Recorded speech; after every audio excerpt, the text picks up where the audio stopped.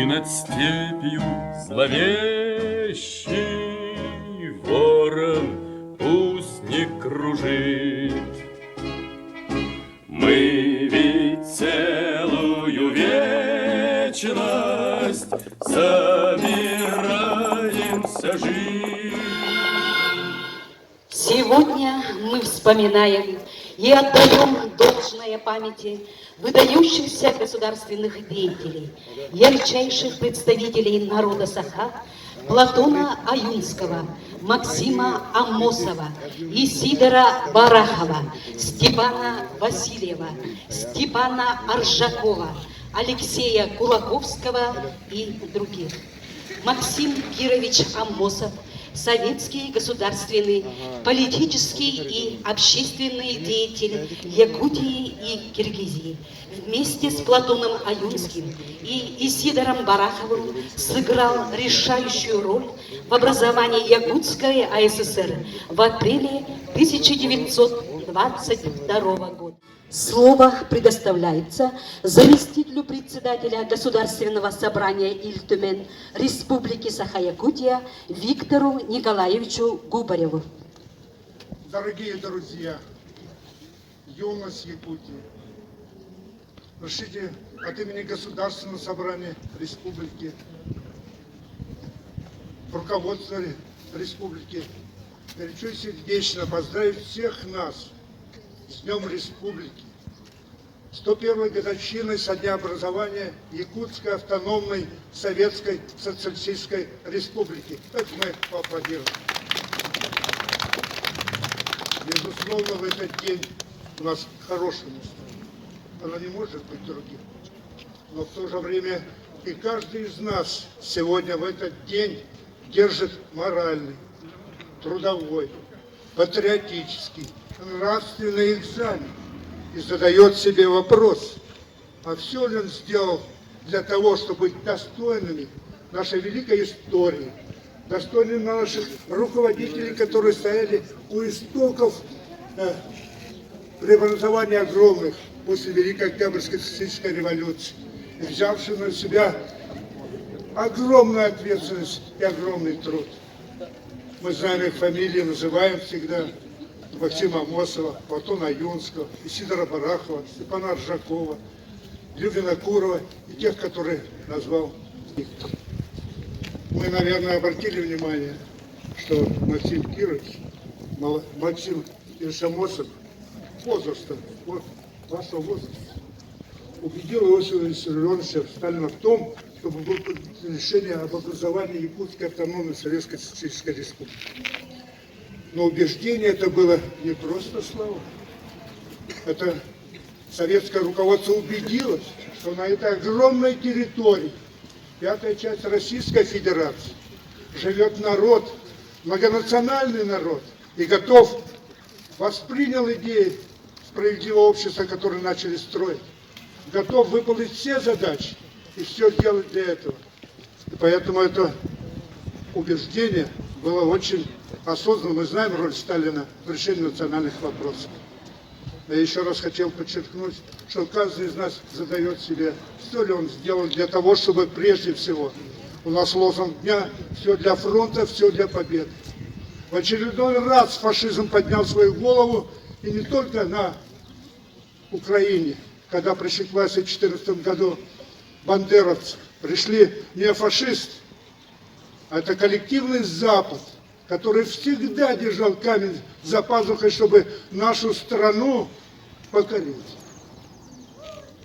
И когда они сегодня говорят, что американский народ, значит, сделал огромное в победе с фашизмом, это огромная ложь, но безусловно, 300 тысяч, которые погибли американцев, да, это, конечно, жертвы. Но 27 миллионов на победу положил советский народ. Разве это сравнимо? И русофобия сегодня, исчезает, но не прекращает свою деятельность. Каждый задает себе вопрос, все ли мы сделали для того, чтобы там, здесь, мы помогаем тем, кто же наши земляки, наши воины сражаются мужественно. Вот мы здесь с вами под этим солнышком хорошим стоим, а там идут бои. Бои сегодня сводка показывает, идут бои. И мы все должны сделать для того, чтобы фашизм был повержен и никогда больше не поднимал меч против нашего русского мира. Мы сегодня понимаем, что в стране нужны перемены. Перемены – это прежде всего, которые касаются нашего патриотического воспитания, заговорили. Когда начали борьбу против России, после ликвидации Советского Союза поставили первую задачу – уничтожить советское образование,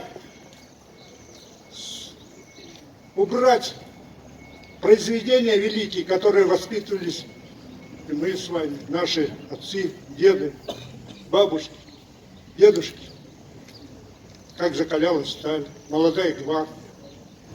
Но сегодня приходит понимание, и мы все это восстановим.